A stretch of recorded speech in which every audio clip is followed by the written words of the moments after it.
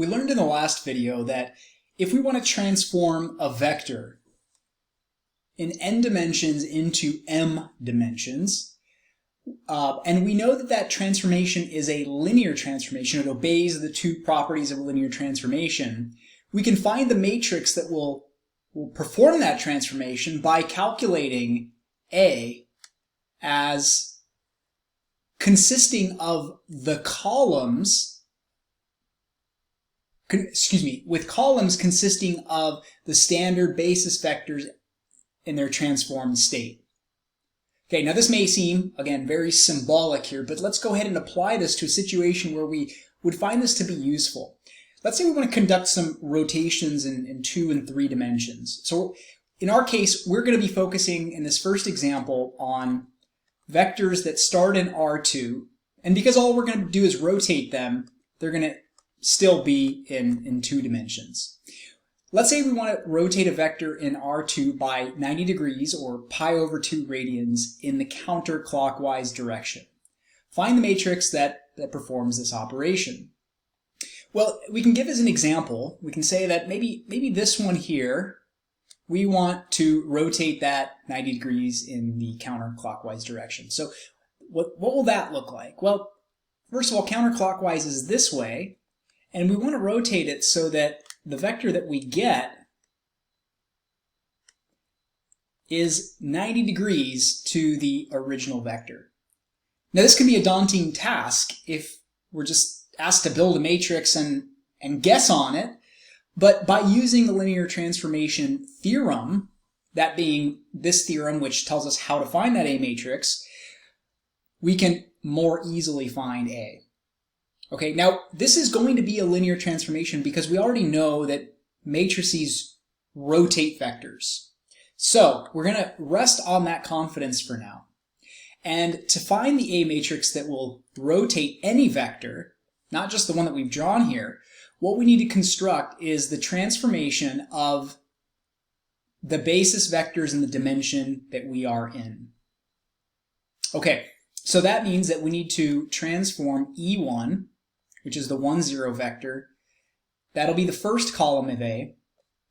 And then we need to transform E2, or the 0, 1 vector, which will form the second column of our A matrix. So all we need to do in order to rotate any vector is just focus our attention on the 1, 0 vector and the 0, 1 vector. So let's start off with the 1, 0 vector. I'm going to draw the 1, 0 vector along this axis, and we'll just say that that's this vector right about here. Okay, we'll say that that's 1, 0. Now the beauty of transforming this is that we really just need to focus on this one example. And if we want to rotate this 90 degrees, well, we know that 1, 0 is on the x-axis, and if we rotate that 90 degrees, it's going to become the vector that is on the y-axis, and since all we've done is rotated it, it should still be 1 unit long, which makes it a little bit easier for us to do. Well, that's going to become the 0, 1 vector because that's a unit long vector that is on now the y-axis. And the rotation, again, is counterclockwise, so in the opposite direction of a clock. And the transformation of E1, okay, this was E1, is here. And this right here is the transformation of E1 according to the rule, which is to rotate it by 90 degrees. So the transformation of E1 is the vector 0, 1. We transformed 1, 0, we got the vector 0, 1. Now let's do the same thing for E2. E2 is the vector 0, 1. Okay, so that's going to be coincident with our transform vector. That right there is E2, which is the 0, 1 vector. And we want to rotate that 90 degrees counterclockwise. Well, if you rotate that 90 degrees to the y-axis is again the x-axis, but since we're going counterclockwise, that vector is going to end up on the negative y-axis, and it's going to be the same length because all we've done is rotated it, and the transformation of E2 will now be the vector negative 1, 0.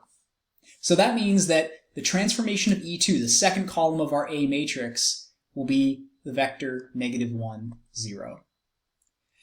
And this matrix right here, this A matrix that we just found, this is the 90 degrees counterclockwise rotation matrix. 90-degree counterclockwise rotation matrix. What that means is that any vector that we multiply by this matrix here will be rotated 90 degrees. So let's pick an example. Let's go with the vector 2, 3. And that vector is going to start off 2 units to the right, 3 units up. Now the only thing that visually we know about this vector is if we rotate it 90 degrees counterclockwise, it should be in the second quadrant. I don't exactly know where, but it's going to point somewhere into that quadrant, and we just want this angle to be 90 degrees. So all I have to do now is take my A matrix, which is the 90-degree counterclockwise rotation matrix that we found by using the transformation theorem, multiply it by the 2, 3 vector. Okay, so this will be 2 times 0, 1 plus 3 times -1, 0, which will give us, this will give us 0, 2, this will give us -3, 0, and this will be the vector -3,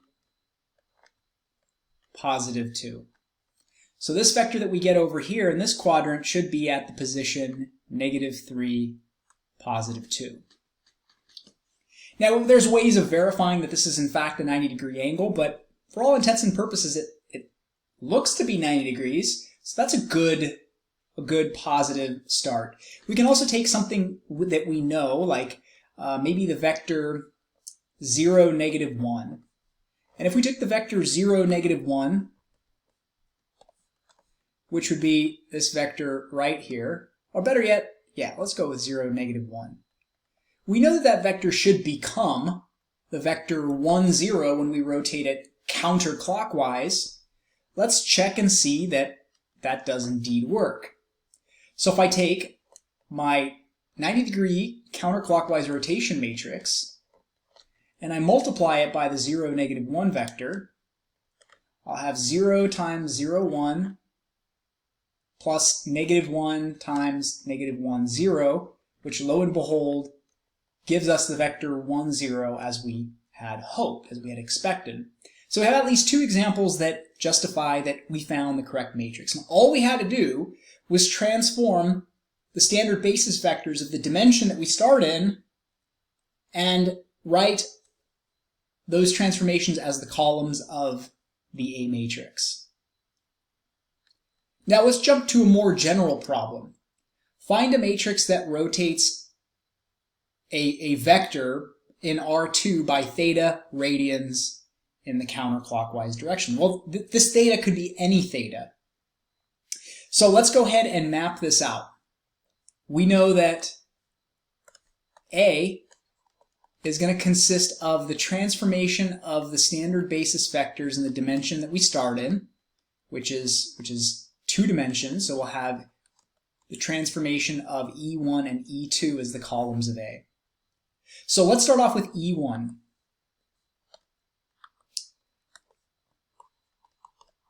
Set up my matrix here, and let's start with E1. So E1 points 1 unit in this direction. We'll just say that that's about 1 unit. So that's the 1, 0 vector. Now theta could be anything, but let's pick something that looks somewhat easy to work with, something that's still in the first quadrant. And let's say it's that vector right there. So that's the 1, 0 vector rotated by theta. Now keep in mind that this vector doesn't have the same x position because it's been rotated, so its x position is a little bit shorter now because part of the vector is now pointing in the y direction. So the question is, what are the components of this vector? What are the components of this vector? I'll call this x1, y1. Well, as long as I know that this is theta right here, then I can use some trig properties. I know that this side length is x1 units long. This vertical length is y1 units. And I can write a relationship that expresses x1 and y1 in terms of theta. Now, one thing that I do note, again, one of the really nice properties of working with the standard basis vectors is that this hypotenuse is 1 unit long, because the standard basis vectors are 1 unit long. If you rotate it, you haven't changed its length. So I can use sine and cosine here, and I can say that the sine of theta is equal to opposite over hypotenuse, which is y1 over theta. I can also say, I'm sorry, not y1 over theta, y1 over 1, since the hypotenuse is 1. I also know that the cosine of theta will give me adjacent over hypotenuse, which will be x1 over 1. Now, we can figure out what x1 and y1 are. In fact, we can see here that y1 is going to be sine of theta, and x1 is going to be cosine of theta. So that means that to transform the 1, 0 vector, it becomes the vector cosine of theta, sine of theta. Remember, these are y and x respectively. So cosine of theta will be the new x component of our theta rotated vector, and sine of theta will be the y component of our theta rotated vector. Now, any theta will work here. In fact, we'll see in a moment that if your theta is pi over 2 or 90 degrees, the cosine of 90 degrees is 0, and the sine of 90 degrees is 1, which will give us the exact same vector that we had here that was specific to that theta of pi over 2. Now we'll repeat this process for E2. E2 starts off as the vector 0, 1. So there's 0, 1, and I'm going to rotate that again, the same rotation. Okay, it's going to be theta degrees, but in the counterclockwise direction. So it's going to move it into, we'll just say, hypothetically here, the second quadrant. Theta could be bigger than 90 degrees. It could move it 180 degrees or 270 degrees. It doesn't matter. Our illustration just makes it a little bit simpler to follow. Okay, so now we need to figure out what are the x and y components of this new vector. We'll call them x2, y2. Now, what we do know is that this vector is still 1 unit long because all the standard basis vectors are 1 unit long. But what I need to figure out is what are the x and y components of this vector. Now, I could draw it down here like this. I could draw my dotted line down like we've done in the past. But then the problem is this angle is no longer theta, and I would have to kind of somehow reconcile what that angle is. But since that doesn't have to be 90 minus theta, 90 degrees minus theta, what I'll do instead is I'll draw a triangle like this. Okay, so my vertical component of this is y2. This horizontal component is x2. And once again, I just have to kind of think about this triangle. I'm kind of rotating my head so that I can see that once again, I could say that the sine of theta will be the opposite, which is x2, over the hypotenuse, which is 1. So this will be x2 over 1. And notice that's not the same thing we got up here, because now we're rotating the 0, 1 vector, and we have to kind of tilt our heads and think with respect to the y-axis. Now, I can also do cosine of theta, which will be the adjacent component, which is y2, over the hypotenuse, which is again 1. And this tells me that x2 will be whatever the sine of theta is, and y2 will be whatever the cosine of theta is. And so in this case, what we will have is the And I'm sorry, the fact that I drew this as a positive quantity, note that I'm working with a right triangle here. So in fact, based on the way that we have this drawn, we know that y2 is going to be a positive number, but x2 is going to be a negative number. Okay, so this x2 will actually be the negative of whatever sine of theta is. Because I've drawn it as a right triangle, and I haven't drawn it with respect to the full rotation relative to 0 degrees. So this will actually be negative sine of theta and cosine of theta. So this matrix that we just found is the theta counterclockwise rotation matrix. And we can kind of just check if theta were equal to pi over 2, or 90 degrees, then the cosine of 90 degrees is 0. We'd have to kind of remember what cosine looks like. Cosine looks like this, and this is at 90 degrees, 180 degrees, 270 degrees, and 360 degrees. So, I'm sorry, this is actually the sine. This is the sine of theta. Cosine of theta looks like this.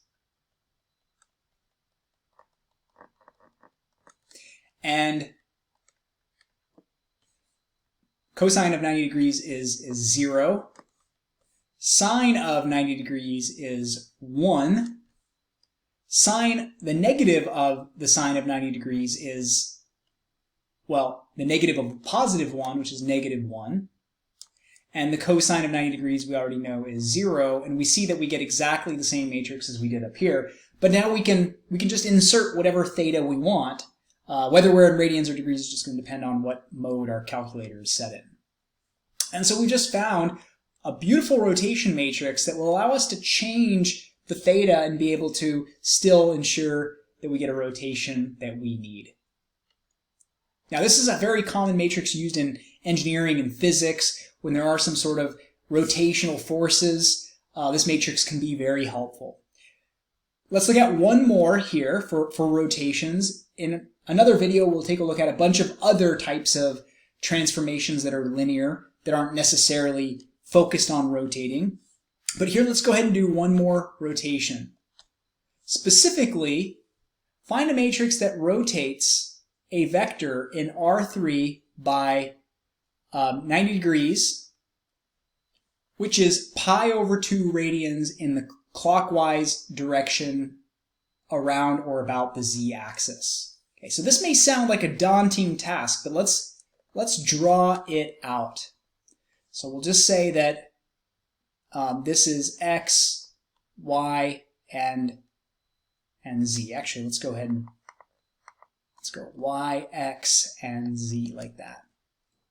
All right, so since we're in 3 dimensions, our A matrix will consist of the transformation of 3 vectors, namely E1, which in 3 dimensions is 1, 0, 0. That'll be the first column. The second column will be the transformation applied to the 0, 1, 0 vector. And the third column will be the transformation of E3, or 0, 0, 1. Okay, so let's start off with the 1, 0, 0 vector. Transform it and place that as our first column in the A matrix. Okay, so 1, 0, 0 points along the x-axis. And since we're going clockwise would be, if we were looking down on the xy plane, that's actually going to be this way. We're going to rotate in the clockwise direction. Counterclockwise, think about this as this y-axis is the positive y-axis, this x-axis is the positive x-axis. So what we're seeing here is these two positive axes there. So if that's 1, 0, 0, and I rotate that 90 degrees in the clockwise direction, that vector is going to end up rotating 90 degrees this way. And if it rotates 90 degrees this way, notice that it will point 1 unit along the y-axis now, but it will point in the negative y direction. It will become 0, -1, 0. 0, -1, 0. So that's the transformation of E1 right there. And so my first column will be 0, -1, 0. We'll check our work in a moment here. Next, let's go ahead and rotate the 0, 1, 0 vector. So that's going to be a vector that points 1 unit along the positive y-axis. There's 0, 1, 0, E1. And it's going to rotate 90 degrees this way. Well, that'll place it on the positive x-axis. And so the transformation of E2, 0, 1, 0 vector, will be the vector 1, 0, 0. So this will be 1, 0, 0. And that's the transformation of the 0, 1, 0 vector. Finally, let's consider the 0, 0, 1 vector, which points 1 unit up. Now, that vector, if you rotate it around the 0 axis, it's pointing straight up. So if I take something and it's pointing vertically and I rotate it, it's still pointing in exactly the same direction. So that vector right there, rotated around the z-axis, well, it's not like it's doing this. It's kind of just twisting. And if you twist a vector, it still points in exactly the same direction with the same length. So the transformation of a vector that's pointing straight up around the straight up axis is still the vector 0, 0, 1. So notice that the only thing that happens is the x and the y components rotate 90 degrees. So if, for instance, I started off with, let's say, a vector like 2, 3, 0, 2, 3, 0, or better yet, 2, 3, 1. We know that only the x and y components should change, and because it's, this xy axis we can kind of think about in 3 dimensions as the z-axis is kind of pointing from the origin outwards. We're looking down onto the xy plane. So if we take the vector 2, 3, 1, if we take the vector 2, 3, 1, its z component shouldn't change, should still point 1 unit in the z direction, but it should rotate 90 degrees in the x and the y directions. And therefore we would expect our vector to be the same as this vector, but with just the z component of 1. So we expect this to be -3, 2, 1. Let's check and see if our matrix does that. Well, hey, by the way, look at those 4 components right there. Those look somewhat similar to our matrix right up here. Now, the only reason they're different, because notice that this is a positive one, this is a negative one, is because we're going clockwise instead of counterclockwise. But notice that only the x and the y columns are being changed in the x and y rows. So let's check this out. 0, -1, 0, 1, 0, 0, 0, 0, 1 times 2, 3, 1 will be 2 times the 0, -1, 0 vector plus 3 times the 1, 0, 0 vector plus 1. And these components actually should be +3, -2, +1, because we're going clockwise. I wrote this as if it were counterclockwise as before. Okay, 1 times the 0, 0, 1 vector. Well, you can see the fact that this column is still 0, 0, 1 means it's not going to change it. It's still going to take the original z component, which scales that column, and leave it alone. So the z component will be 1, because 1 times 1, 2 times 0, 3 times 0. the y component will be 2 times negative 1 plus 0 plus 0. And the z component will be 3 times 1 plus 0 plus 0. And we do indeed get the 3, negative 2, 1 vector. Now these rotations can be about any axis. Of course, visualizing it is the key here when you're doing these rotations on the standard basis vectors. But that's all we have to focus our attention on, is just manipulating those 3 vectors in order to construct a matrix that will do the same rotation but on a matter of any vector that we feed it.